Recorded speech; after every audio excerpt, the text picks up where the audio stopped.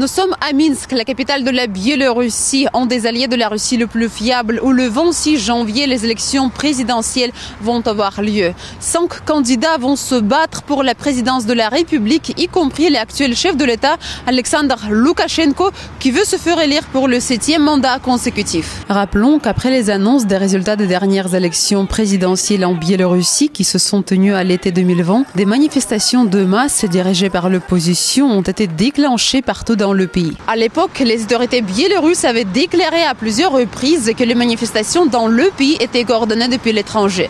Alexandre Loukachenko lui-même a accusé l'Occident de l'ingérence dans la situation dans le pays. Cette année, le président en exercice est prêt à impliquer l'armée en cas de trouble.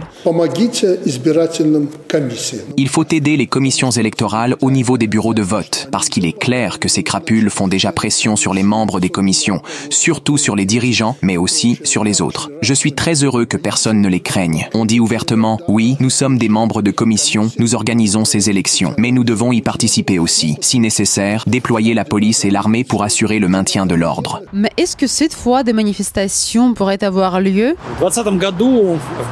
En 2020, plusieurs conditions propices à une tentative de coup d'État se sont malheureusement cumulées en Biélorussie. C'était la pandémie Covid qui a sérieusement affecté la conscience publique et qui a nui à la perception critique de la population. C'était des problèmes dans les relations avec notre allié, la Fédération de Russie. Nous nous souvenons tous du groupe Wagner. C'était une injection d'argent considérable dans notre politique par des organisations à but non lucratif, les autorités américaines et celles de plusieurs États de l'Union européenne. C'était bien sûr un vaste réseau de bénéficiaires de la Fondation Soros, des organisations à but non lucratif, des structures quasi médiatiques qui se sentaient assez libres sur le territoire biélorusse. L'Agence des États-Unis pour le développement international et son coordinateur pour l'Europe s'en sont félicités pendant un canular de Lexus et Vauvan. Autrement dit, un réseau d'agents étrangers avait été créé en Biélorussie. Il n'y a rien de semblable lors de cette élection. Nous avons fait le nécessaire, nous avons travaillé sur nos erreurs. Il n'y a pas d'agents étrangers ni dans l'espace informatique, ni dans le réseau des organisations non gouvernementales. Ou presque pas. Peut-être qu'il en reste une partie qui fait profit bas, comme nous disons en Biélorussie.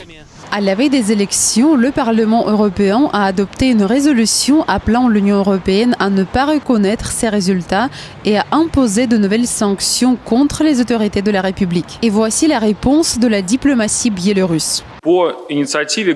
À l'initiative d'un groupe de députés engagés, un débat est prévu aujourd'hui sur le projet de résolution du Parlement européen concernant les élections en République de Biélorussie. Déjà à ce stade, il est évident que le projet est une ingérence flagrante dans les processus électoraux d'un État souverain, n'a rien à voir avec la situation réelle et vise à faire pression sur la libre volonté des citoyens biélorusses. Le ministère biélorusse des Affaires étrangères s'est procuré le texte de la déclaration du service européen pour l'action extérieure qu'il prévoit de faire à l'issue de nos élections sur la base notamment de ladite résolution qui n'a pas encore été adoptée par le Parlement européen. Les élections en Biélorussie viennent de commencer mais sont déjà condamnées et non reconnues.